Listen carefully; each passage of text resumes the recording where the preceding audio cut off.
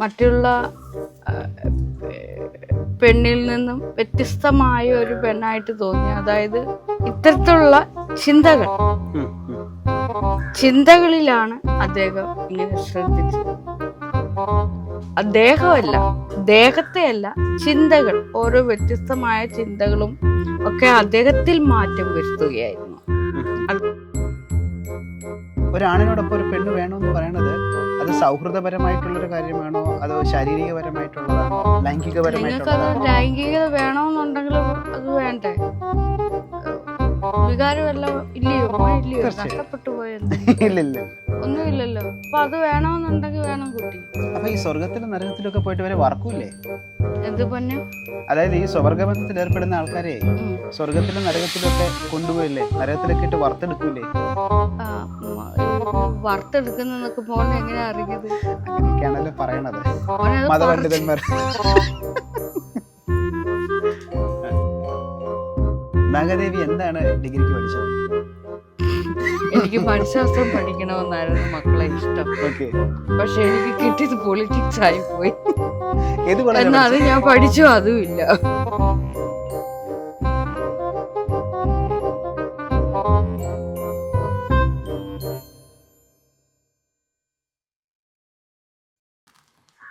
നാഗദേവി ദൈവമാണോ ആൾദൈവമാണോ അതിൽ ഒപ്പിടിക്കൽ ദൈവമാണോ? മോൻ എന്ത് തോന്നുന്നു? പറ കുട്ടി. എനിക്ക് ദൈവമായിട്ട് തോന്നുന്നുണ്ട്. ഇപ്പൊ തോന്നുന്നുണ്ടോ? അതെ. എന്നാ അങ്ങനെ അങ്ങ് ഇരിക്കട്ടെ, അതിന് മാറ്റണ്ടോ?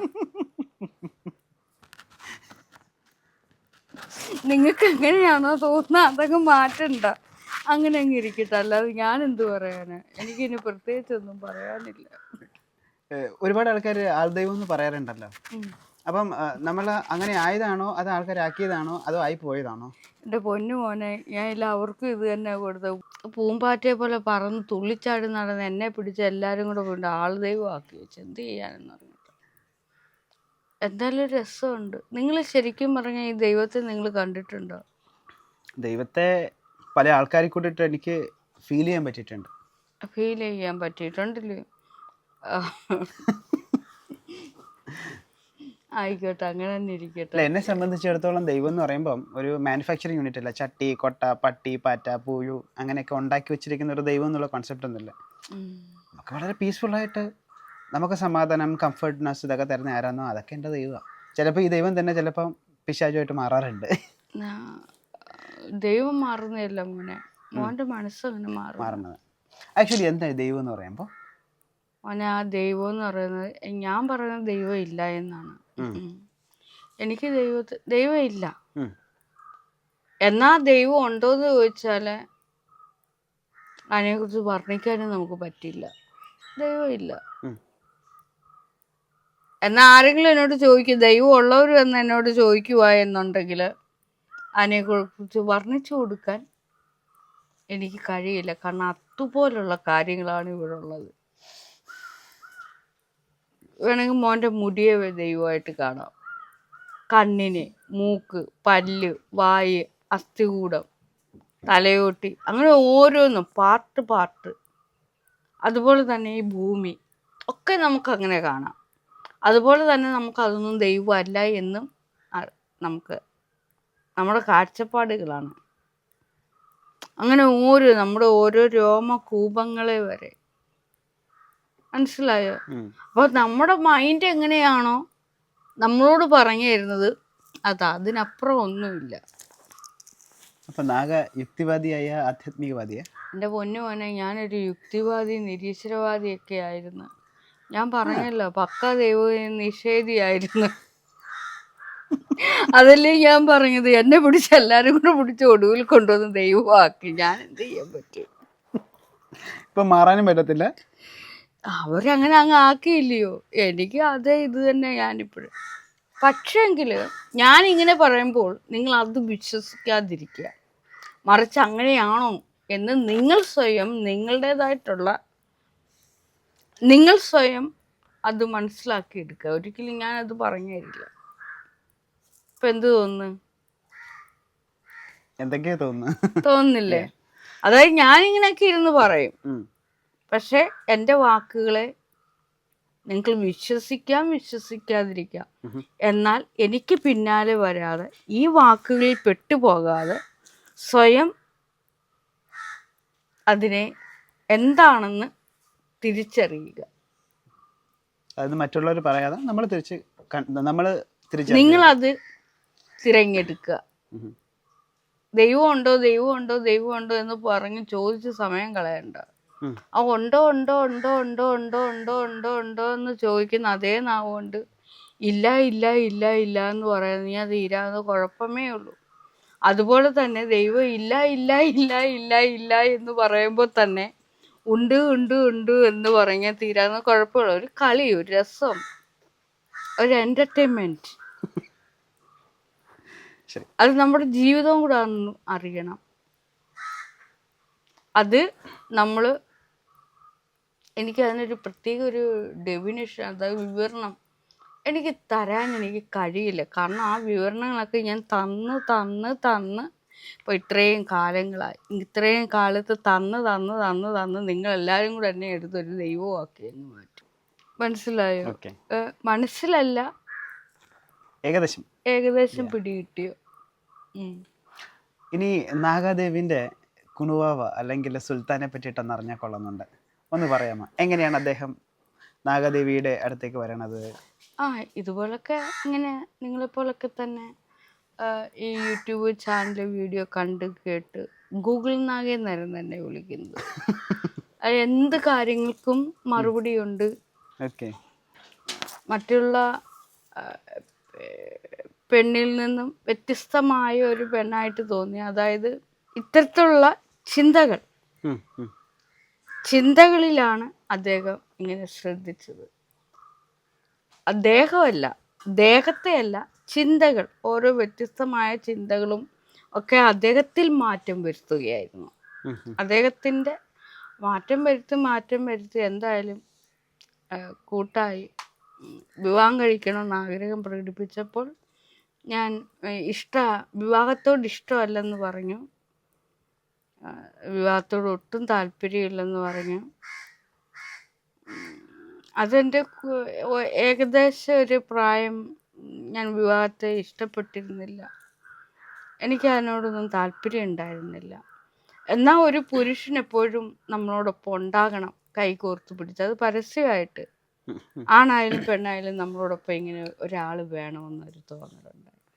അത് ഞാനിപ്പോൾ നിങ്ങളോടായാലും പറയും, ഒരു പെണ്ണ് എപ്പോഴും നിങ്ങളോടൊപ്പം വേണം. ആണിനോട് പറയാറുണ്ട്, നിങ്ങളോടൊപ്പം ഒരു പെണ്ണ് വേണം, അത്യാവശ്യമാണ്. ആ പെണ്ണിനോട് ഞാൻ പറഞ്ഞിട്ട് നിങ്ങളോടൊപ്പം ഒരു ആണ് വേണം, അത് അത്യാവശ്യം ആവശ്യമാണ്. ഒരാണിനോടൊപ്പം ഒരു പെണ്ണ് വേണമെന്ന് പറയണത് അത് സൗഹൃദപരമായിട്ടുള്ളൊരു കാര്യമാണോ, അതോ ശാരീരികപരമായിട്ടുള്ളതാണോ, ലൈംഗികപരമായിട്ടുള്ളതാണോ? നിങ്ങൾക്കത് ലൈംഗികത വേണമെന്നുണ്ടെങ്കിൽ അത് വേണ്ടേ?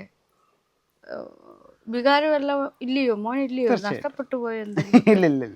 ഒന്നുമില്ലല്ലോ. അപ്പൊ അത് വേണമെന്നുണ്ടെങ്കിൽ വേണം കുട്ടി. ഈ ലൈംഗിക ബന്ധത്തിനോട് അപ്പുറത്തേക്ക് ഒരു മാനസികപരമായിരിക്കുന്ന ഒരു ഐക്യത. ലൈംഗിക ബന്ധം എന്ന് വെച്ചാൽ ഒരല്പം നേരത്തേനുള്ളതേ ഉള്ളൂ, അത് പെട്ടെന്ന് പോകും. അതെ, തീർച്ചയായിട്ടും.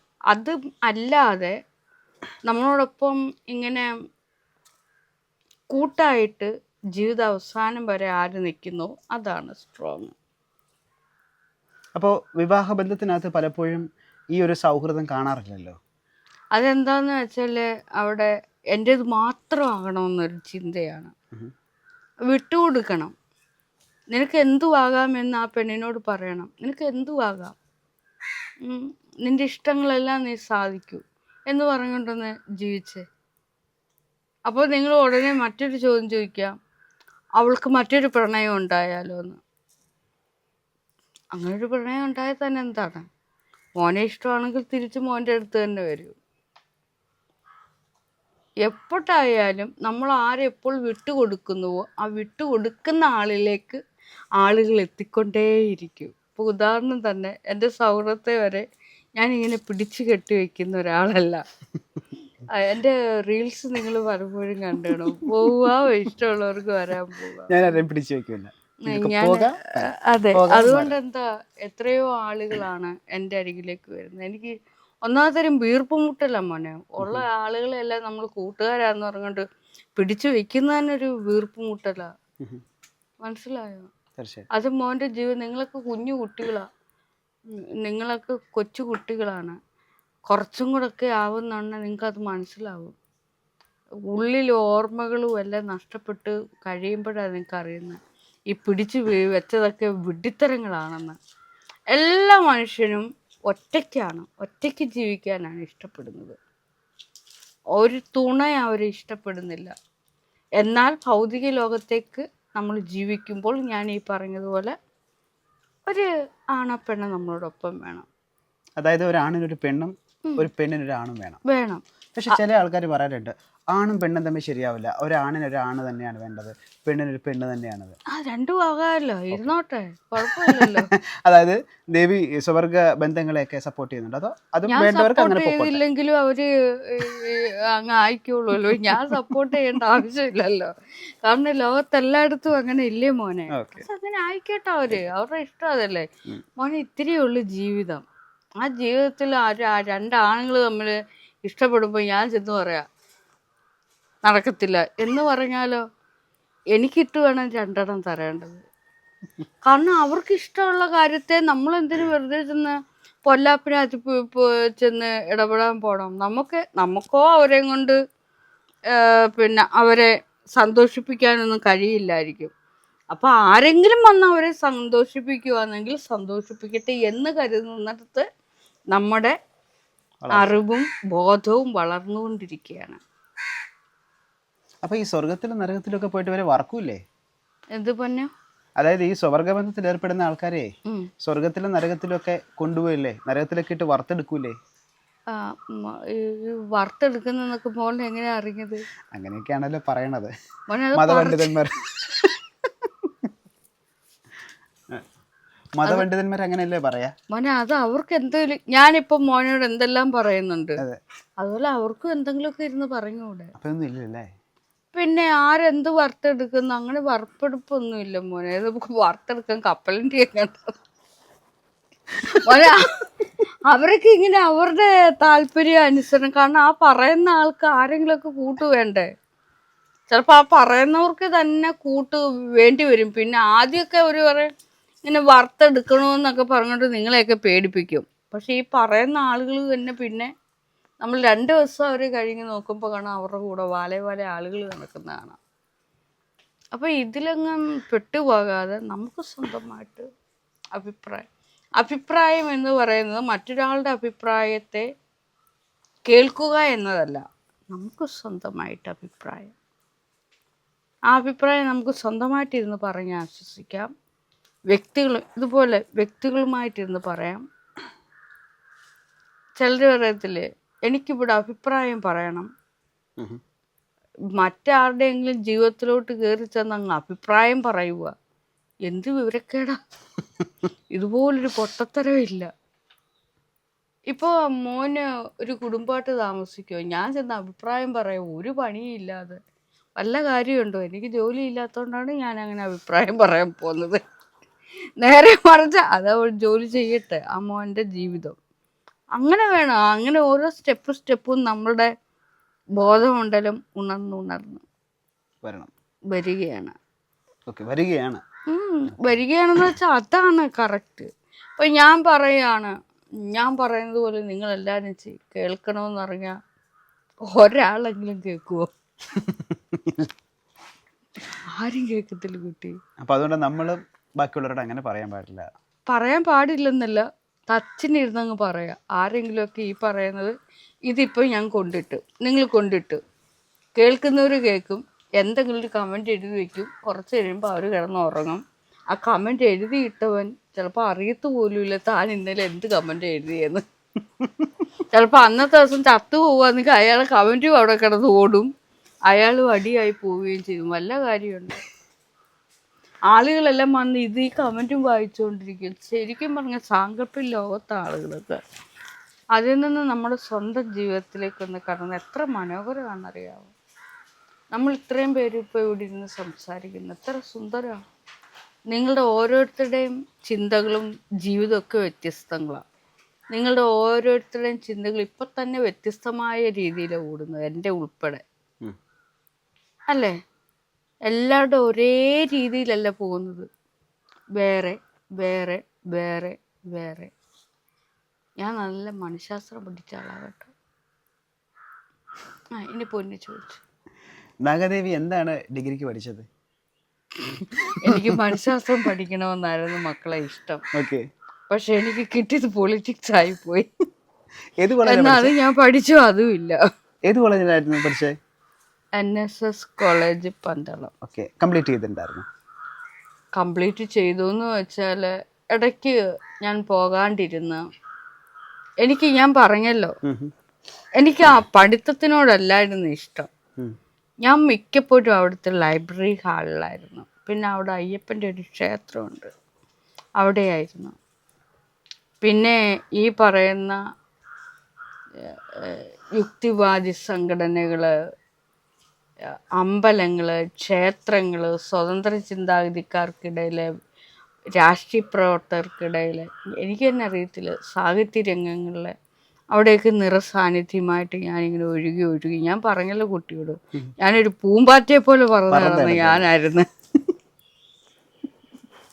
പൂമ്പാറ്റയല്ല, ഒരു പരുന്തിനെ പോലൊക്കെ എന്ന് പറയാം. എനിക്ക് ഇപ്പം എനിക്കറിയില്ല ഏത് ലെവലിലാണ് ഞാൻ എത്തി നിൽക്കുന്നത്. ഒന്ന് മാത്രം എനിക്കറിയാം, ഈ ലോകം മൊത്തം ഇപ്പം ഞാൻ അറിയപ്പെട്ടു എന്നറിയാം. ഇനിയിപ്പോൾ ചോദിച്ചു, കോളേജ് രാഷ്ട്രീയത്തിലുണ്ടായിരുന്നു? കോളേജിൽ എനിക്ക് രാഷ്ട്രീയ പ്രവർത്തനത്തിനോടൊന്നും അത്ര താല്പര്യമില്ലെങ്കിലും എല്ലാം കേൾക്കാനും കാണാനും ഒക്കെ ഇഷ്ടമായിരുന്നു. ചിലരുടെ എന്താ കുട്ടി പറയുന്നത്, പ്രസംഗം കേൾക്കാനൊക്കെ ഇഷ്ടമായിരുന്നു. ചിത്രകാരന്മാരെ, ശില്പികളെ, സാഹിത്യ രംഗങ്ങളിലുള്ളവരെ, സ്വാമിമാരെ, ഋഷിമാരെ, ഇവരെയൊക്കെ ഞാൻ തേടി ചെല്ലുമായിരുന്നു. അവരുടെയൊക്കെ അനുഗ്രഹം വാങ്ങിക്കുമായിരുന്നു. ഇങ്ങനെ അവരെയൊക്കെ തൊഴുകൈകളോടുകൂടി ഇങ്ങനെ നിൽക്കുക. ഒത്തിരി പേരുടെ അനുഗ്രഹമൊക്കെ കിട്ടിയതാ കേട്ടോ. നാഗദേവിക്ക് കോളേജിൽ പ്രണയം ഉണ്ടായിരുന്നു? മോനെ, പ്രണയം ഉണ്ടോയെന്ന് ചോദിച്ചാൽ അതേ ഉള്ളായിരുന്നെന്ന് തോന്നുന്നു. എത്ര എണ്ണം ഉണ്ടായിരുന്നു? നാഗദേവിയോട് എത്ര പേർക്കുണ്ടായിരുന്നു? നാഗദേവിക്ക് എത്ര പേരോടുണ്ടായിരുന്നു? വേണ്ട, എനിക്ക് വിരലും എല്ലാം കൂടെ എണ്ണാൻ പോയ, കാരണം കോളേജിൽ മാത്രമായിരുന്നില്ല. വേണ്ട മോനെ, ഞാനിപ്പോൾ അതിനോട് പോകുന്നില്ല. കാരണം ഞാൻ ഒരാളുടെ പേര് പറഞ്ഞ് വേറെ എവിടെയെങ്കിലും ഇരുന്ന് ആരെങ്കിലും ചേട്ടാ ഞാനല്ലായിരുന്നു അത്,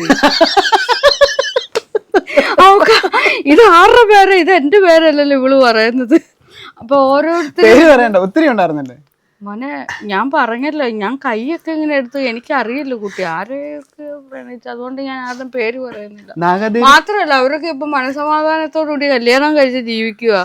ഏതിൻ്റെയൊക്കെ പേര് പറഞ്ഞാൽ തന്നെ പിന്നെ.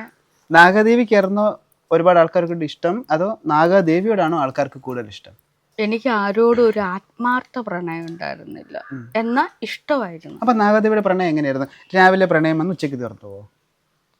മോനെ, എൻ്റെ പ്രണയം എന്ന് വെച്ചാൽ എനിക്ക് പെട്ടെന്ന്, ഞാൻ പറഞ്ഞല്ലോ കുട്ടി, എനിക്ക് ആരോടും അങ്ങനെ ഒരു അവരെ സ്വന്തമാക്കണമെന്നില്ല, എന്നാൽ എനിക്ക് വർണ്ണിക്കാൻ കഴിയില്ല, അവരെ കളയാനും പറ്റില്ല. ഓരോരുത്തരെ പ്രണയിക്കുമ്പോഴും അങ്ങനെ, അതായത് സ്വന്തമാക്കണമെന്നില്ല എന്നാൽ കളയുകയില്ല, അങ്ങനെയുള്ള. അതായത് അത് ഞാൻ പറയുകയും ചെയ്യും, ഞാൻ വിവാഹം കഴിക്കാൻ താല്പര്യപ്പെടുന്നില്ലെന്ന് പറയുകയും ചെയ്യും. ആരോടും ചതി വഞ്ചന അതൊന്നും വെച്ച് പുലർത്താൻ ആർക്കൊരു വാഗ്ദാനങ്ങൾ കൊടുത്തിട്ടില്ല. അതായത് ഞാൻ നിങ്ങളുടേതാകാം എന്ന് പറഞ്ഞുകൊണ്ട് ആർക്കും കൊടുത്തിട്ടില്ല. പിന്നെ അതിൻ്റെ ഇടയ്ക്ക് അങ്ങോട്ടും ഇങ്ങോട്ടും ഇണക്കങ്ങളൊക്കെ വരുമ്പോൾ ഞാൻ കരയൊക്കെ ചെയ്യുമായിരുന്നു. അങ്ങനെയൊക്കെ, അതായത് ചാബല്യം എന്നൊക്കെ പറയത്തില്ല. ഞാൻ പക്ക ഒരു പെണ്ണായിരുന്നു പൊന്നെ, അത്ര അങ്ങ് കരുതും നിങ്ങൾ. ഇവറ്റകളെല്ലാം കൂടെ എന്നെ പിടിച്ച് ഇങ്ങനെയാ, ഈ ലെവലാണ്. പക്ഷെ ഞാൻ അന്നത്തെ അതേ രീതി തന്നെ ഇപ്പോഴും. പക്ഷെ അപ്പോൾ എങ്ങനെയായിരുന്നോ ഇപ്പോഴും അത് തന്നെയാണ്. പ്രണയം, എല്ലാത്തിനോടും പ്രണയമുണ്ട്. അത് പ്രത്യേകിച്ച് പാമ്പിനെ വരെ പ്രണയിച്ചതാ, ഇഷ്ടമായിരുന്നു, കാമുകനായിട്ട് കണ്ട്. പാമ്പ്, ഗണപതി, ശിവൻ, കൃഷ്ണൻ, ക്രിസ്തു, നബി, ഓന്ത്, വവ്വാല്, അട്ട, ഭീമൻ, പൂച്ച. എനിക്കറിയില്ല കുട്ടി, എനിക്കറിയില്ല. അങ്ങനെ ചോദിക്കുമ്പോൾ മനുഷ്യനോട് മാത്രമായിരുന്നില്ല. അത് ഞാൻ പല ഇൻ്റർവ്യൂവിലും പറഞ്ഞിട്ടുണ്ട്. കേട്ടിട്ടുണ്ടോ കുട്ടി? കേട്ടുണ്ട്. ആ, പിന്നെ ഭൂമി, കുട്ടിക്കാലത്ത് സൂര്യനോടായിരുന്നു പ്രേമം, മുടിങ്ങിയ പ്രേമമായിരുന്നു. പിന്നെ ചന്ദ്രൻ. വിചിത്രമായ ഒരു ആള് തന്നെയായിരുന്നു ഞാൻ. വിചിത്രമായ മനസ്സിൻ്റെ ഉടമ. എനിക്ക് എല്ലാത്തിനോടും പ്രണയമായിരുന്നു. എന്നാൽ ഒന്നിനോടും സ്വന്തമാക്കണമെന്നില്ല. എല്ലാവരും വിവാഹം, കുട്ടികൾ അങ്ങനെയൊന്നും ചിന്തിച്ചിട്ടില്ല? കുട്ടികൾ വേണമെന്ന് ആഗ്രഹമുണ്ടായിരുന്നു. അപ്പോൾ ഈ ആരെങ്കിലും പ്രണയിക്കുവാണെങ്കിൽ ഞാൻ അവരോടൊക്കെ പറയാമായിരുന്നു എനിക്കൊരു കുട്ടി വേണമെന്ന് പറയുന്നത്. അന്നേരം അവരോട് രക്ഷപ്പെടാൻ തോന്നും. കാരണം എന്ന് വെച്ചാൽ അവർ പറയും നിന്നെ കുട്ടിയെ ആവുകയാണെങ്കിൽ അത് സംരക്ഷിക്കണ്ടേ. ഞാൻ പറയടോ നിങ്ങൾ സംരക്ഷിക്കണ്ട, ഞാൻ നോക്കിക്കോളാം. അപ്പോൾ പറയാൻ ചില ആളുകൾക്കൊന്നും അത് പൊരുത്തപ്പെടാൻ പറ്റാതാവും. കാരണം എന്ന് വെച്ചാൽ എൻ്റെ കുട്ടി അങ്ങനെ ആ ഒരു സിറ്റുവേഷൻ, അതായത് എന്നെ പ്രണയിച്ചവരൊക്കെ തന്നെ ഉന്നതമായ ലെവലിലുള്ളവരാണ്. അതായത് സമൂഹം അറിയപ്പെടുമ്പോൾ ചിലർ പറയത്തില്ലേ നീ എന്തിനാ ആ പെണ്ണിനെ ഇഷ്ടപ്പെട്ടത്, ഈ പെണ്ണിനെ എന്തിനാ ഇഷ്ടപ്പെട്ടത്, മതം, ജാതി, അങ്ങനെയൊക്കെ. അപ്പോൾ വിദ്യാഭ്യാസം കുറവ്, കൂടുതൽ, അങ്ങനെയൊക്കെ ഒരു മനുഷ്യർക്കിടയിൽ അങ്ങനെയൊക്കെ ഉണ്ടല്ലോ. അപ്പം ഞാൻ പറയും ഞാൻ നോക്കിയോളാമല്ലോ. അങ്ങനെയായി ഞാൻ പിന്നെ ഫേസ്ബുക്കിലൊക്കെ എനിക്കൊരു കുട്ടിയെ വേണമെന്ന് പറഞ്ഞുകൊണ്ട് പരസ്യമൊക്കെ കൊടുത്ത് അപ്പോഴും ഞാൻ പറഞ്ഞ എനിക്ക് ശാരീരികമായിട്ട് ഇണയേരാനൊന്നും വയ്യ, എനിക്ക് കുട്ടിയെ വേണമെന്ന്. അപ്പോൾ ആ മോൻ്റെ പേരെനിക്കറിയില്ല. എന്നെക്കാളും ഒരു ഇളയ, എത്ര പ്രായത്തിന് എളുപ്പമുള്ള ഒരു മോൻ. അദ്ദേഹത്തിൻ്റെ പേരെനിക്കറിയില്ല. അദ്ദേഹം ഒരു യുക്തിവാദിയൊക്കെ ആയിരുന്നു. എല്ലാ യുക്തിവാദി അംഗങ്ങൾക്കും ആ കുട്ടിയെ ഭയങ്കര ഭയമായിരുന്നു. കാരണം മുതിർന്നവർക്കിടയിലും ഒക്കെ അയാൾ ഭയങ്കര തീവ്രമായിട്ട് സംസാരിക്കുകയൊക്കെ ചെയ്യുന്ന ഒരാൾ. ആ കൊച്ചു ചെക്കൻ എന്നോട് വന്ന് പറഞ്ഞ് ഞാൻ വരാമെന്ന്, ഇഷ്ടമാണ്, പക്ഷെ ശാരീരികമായിട്ട് ബന്ധപ്പെടണം. എനിക്കത് പറ്റില്ല കുട്ടി, എനിക്കത് വയ്യ.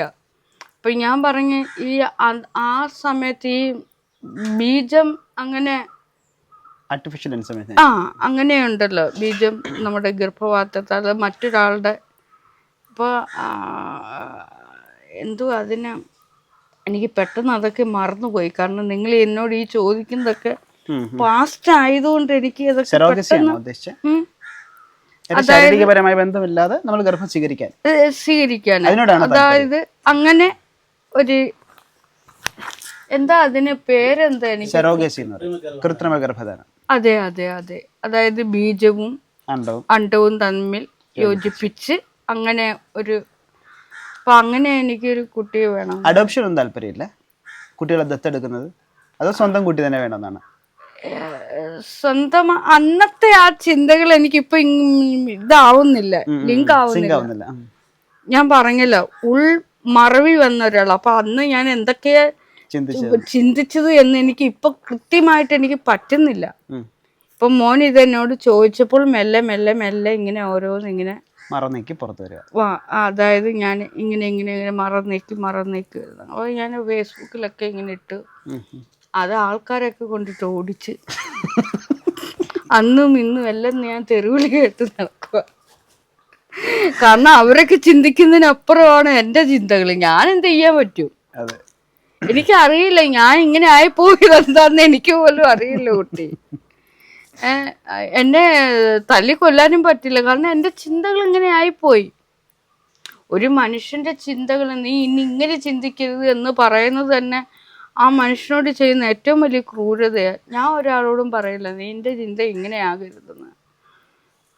എന്ത് ചെയ്യാൻ പറ്റും?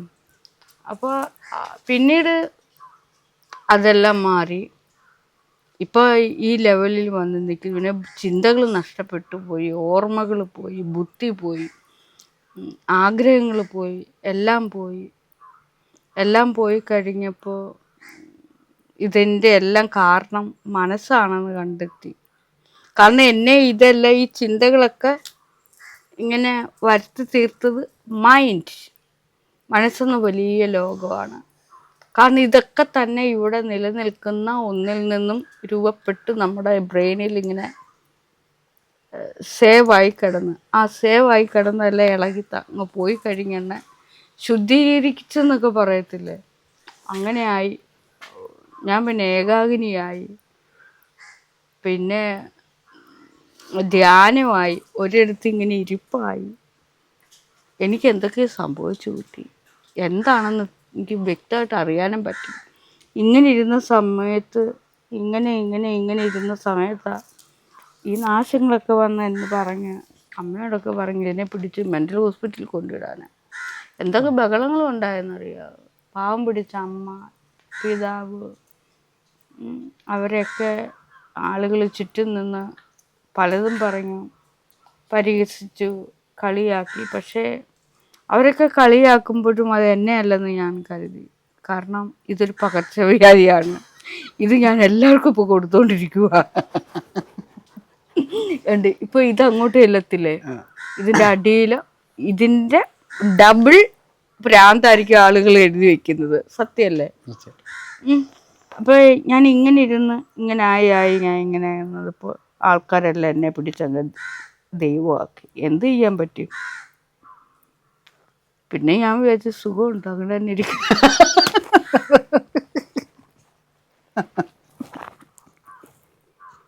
സത്യം മോനെ, ഓരോരുത്തർ കൊണ്ടുവന്നില്ലേ വ്യാഴത്തിൽ തലക്കെട്ടും കൊണ്ടങ്ങ് പഠിപ്പിച്ചിട്ടുണ്ട്.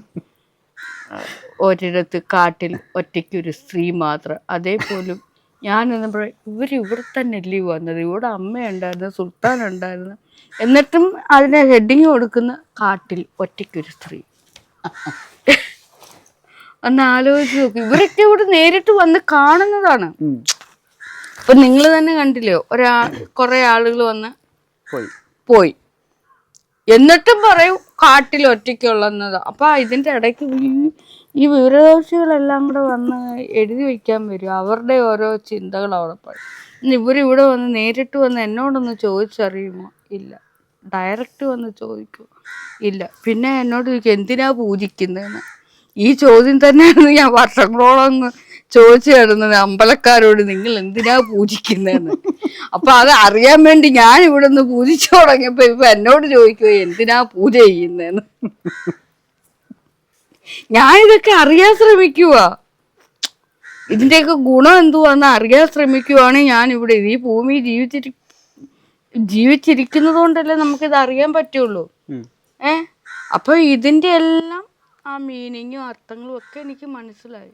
ഇപ്പൊ ക്ഷേത്രത്തിലെ പൂജാരി പൂജ ചെയ്യുമ്പോൾ ആ പൂജാരി ആത്മാർപ്പണത്തോട് പൂജ ചെയ്യുന്നത് അവനവനെ തന്നെയാണ്. ആ വിഗ്രഹത്തെ താനായിട്ടാണ് കരുതേണ്ടത്. അത് ഞാൻ മനസ്സിലാക്കി. ഞാനിവിടെ പൂജ ചെയ്ത് നിരന്തരം ഞാൻ പൂജ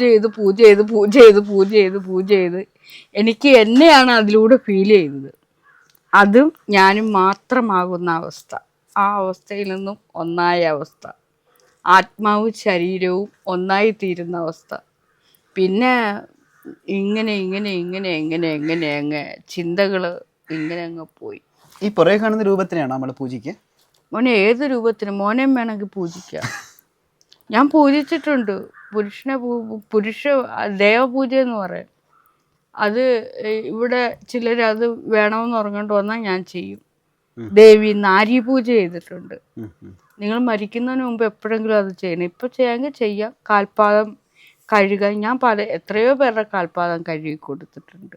സുഖമാക്കന്ന നമ്മൾ എപ്പോഴെങ്കിലും നമ്മുടെ എല്ലാ മനുഷ്യനും ഇഷ്ടമാണ് ആത്മാവിനൊരു സുഖം കിട്ടും. തൻ്റെ കാൽപാദം മറ്റൊരാൾ കഴുകി തരുമ്പോൾ അങ്ങനെ ചെയ്യണം, ഒരിക്കലെങ്കിലും ചെയ്യണം. ആർക്കെങ്കിലും ഇപ്പോൾ എന്തെങ്കിലും വേണമെന്നുണ്ടെങ്കിൽ എന്നോട് പറഞ്ഞാൽ മതി, നിങ്ങളുടെ കാൽപാദമൊക്കെ നല്ലോണം ഞാൻ കഴുകിത്തരാം. പണ്ടെനിക്ക് അതും ജോലിയായിരുന്നു, ഹോം നേഴ്സായിട്ട് പോയപ്പോൾ. ഹോം നഴ്സിംഗിൽ എങ്ങനെയായിരുന്നു? ഹോം നഴ്സായിട്ട് എത്ര നാളുണ്ടായിരുന്നു? ഞാൻ ഒരു ജോലിയും പൂർണ്ണമായിട്ട് ചെയ്തിട്ടില്ല. എത്ര ജോലി ചെയ്തിട്ടുണ്ട്? എത്ര ടൈപ്പ് ഓഫ് ജോലി? അതിൽ കാമുമാരുടെ എണ്ണം എടുക്കും പോലെ. എനിക്ക് തന്നെ അറിയത്തില്ല കുട്ടി. വക്കീൽ ഗുമസ്ത, കുട്ടികളെ പഠിപ്പിക്കുന്നത്, ടീച്ചറായിട്ട് അക്വറിയത്തിൽ ജോലി ചെയ്തു, ഓഫീസ് ജോലി, ഓഫീസ് സ്റ്റാഫ്, പിന്നെ മരുന്നുകൾ എടുത്തു കൊടുക്കുന്ന ആയുർവേദ ഷോപ്പില് ഫാർമസി എല്ലാം ആയുർവേദം എല്ലാം ഒന്ന്. പിന്നെ ഹോൾസെയിൽ ആൻഡ് റീറ്റെയില്, പിന്നെ മെഴുകുതിരി നിർമ്മാണം, തയ്യല്, പിന്നെ ചിത്രരചനയൊക്കെ ജോലി ആയിരുന്നില്ല, പഠിപ്പിക്കാനായിട്ട് കുട്ടികൾക്ക് പഠിപ്പിക്കാനായിട്ട്. ഡ്രോയിങ് ടീച്ചർ ആയിരുന്നു അല്ലേ? ഡ്രോയിങ് ടീച്ചർ എന്ന് വെച്ചാൽ ഇഷ്ടമുള്ളവർ എന്നോട് വന്ന് പഠിക്കണമെന്ന് ആഗ്രഹം പറഞ്ഞു വരുമ്പോൾ പഠിപ്പിക്കും. ഈ BEd കുട്ടികൾക്കെല്ലാം ഫോട്ടോ വരച്ചു കൊടുക്കും, ഈ ഹൃദയത്തിന്റെയും കണ്ണിന്റെയും റെക്കോർഡ് വരച്ചു കൊടുക്കായിരുന്നു. ഞാൻ പറഞ്ഞില്ലേ, പൊളിറ്റിക്സ് പഠിച്ച ഒരു പഠിപ്പായിരുന്നില്ല എൻ്റെ. അതിനും അപ്പുറമായിരുന്നു. ആരെങ്കിലുമൊക്കെ എന്തെങ്കിലും എന്നോട് പറയും, അതെല്ലാം ഞാൻ ചെയ്തു കൊടുക്കുമായിരുന്നു. പിന്നെ ഈ അതായത് ജീവനുണ്ട് അവർക്ക്, തളർന്നു കിടക്കുന്ന രോഗികൾ, അവരെ കുളിപ്പിച്ച് വൃത്തിയാക്കുക, ഇഞ്ചക്ഷൻ എടുക്കുക, മരുന്ന് കൊടുക്കുക, പിന്നെ അവരെ ഈ നാവ് ചലിക്കാത്തവർക്ക് ഇവിടെയൊക്കെ എന്താ അതിൻ്റെ ഒന്നും പേരെനിക്കറിയില്ല. അങ്ങനെ ഒരുപാട് ജോലി. എനിക്ക് തന്നെ അറിയില്ല കുട്ടി എന്തൊക്കെയാണ് ഞാൻ ചെയ്തിട്ടുള്ളതെന്ന്. എത്ര നാളുണ്ടായിരുന്നു ഹോം നഴ്സിംഗിലെ? അത് നീണ്ട കാലമൊന്നുമില്ല, എല്ലാ ജോലിയും നീണ്ട കാലമൊന്നുമില്ല, കുറച്ച്. ഇങ്ങനെ ഒരു വന്നിട്ട് എത്ര നാളായി ആധ്യാത്മികവാദയില് ദൈവമായിട്ട് മാറിയിട്ട്? എൻ്റെ പൊന്നും മോനെ, വീണ്ടും ദൈവം വന്നു. പണ്ടേ ഞാൻ ദൈവമായിട്ട് മാറിയതല്ല കുട്ടി, മാറ്റിയത് നിങ്ങളെല്ലാരും കൂടെ എന്നെ പിടിച്ച് ദൈവമാക്കിയതാ. അല്ല, ദൈവമായിട്ട് മാറ്റപ്പെട്ടിട്ട് എത്ര നാളെ, അല്ലെങ്കിൽ ഇങ്ങനെ ഒരു ജീവിതം തുടങ്ങിയിട്ട്? അത് ചെറുപ്പത്തിലേ ഞാൻ കാണാം.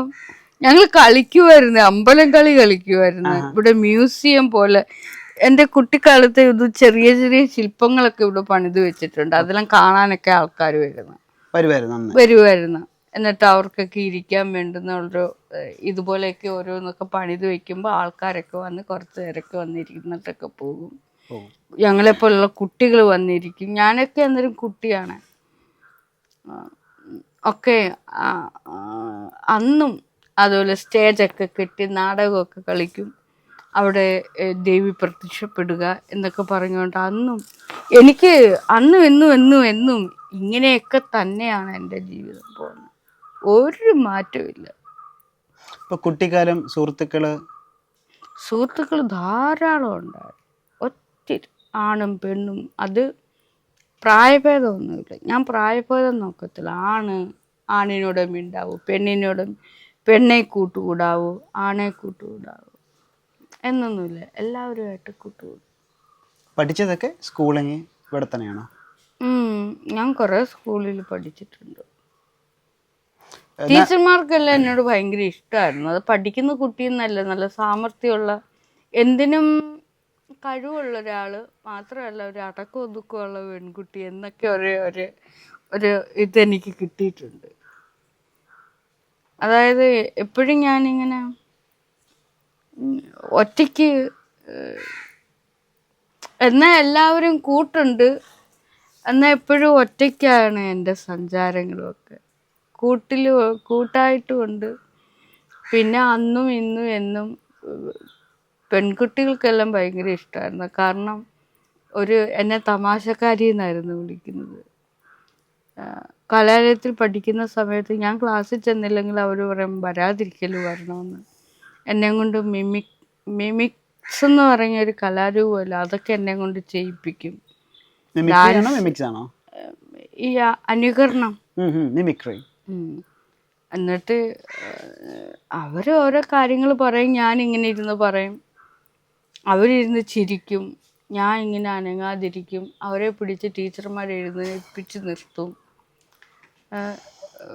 ലാസ്റ്റിൽ ഒരു പെൺകുട്ടി പറഞ്ഞ് ടീച്ചറെ ഞങ്ങളെ ചിരിപ്പിച്ചത് ദിവ്യ എന്ന് പറഞ്ഞു. പിന്നെ അവരെ ഇരുത്തി, എന്നെ എണീപ്പിച്ച് നിർത്തി. ഞാൻ വെല്ലടിക്കുന്നിടം വരെ അവിടെ അങ്ങനെ ഇരുന്നു. അതായത് എല്ലാവർക്കും ഇഷ്ടമായിരുന്നു എന്നെ.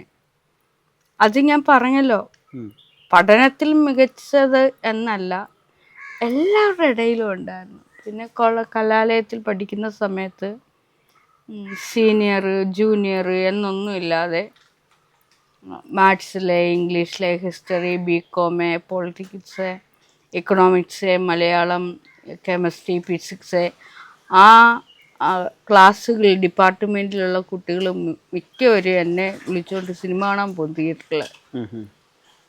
ഞാനും പോകും. അവർ തിയേറ്ററിൽ പോയി അവർ ടിക്കറ്റ് എടുക്കും, ഞാൻ കൂടെ പോയി ഇരിക്കും. എനിക്കറിയില്ല കുട്ടി, ഞാൻ മോൻ ഇങ്ങനെ ഓരോന്ന് ചോദിക്കുമ്പോഴും ഇങ്ങനെ ഓരോന്ന് വരിക.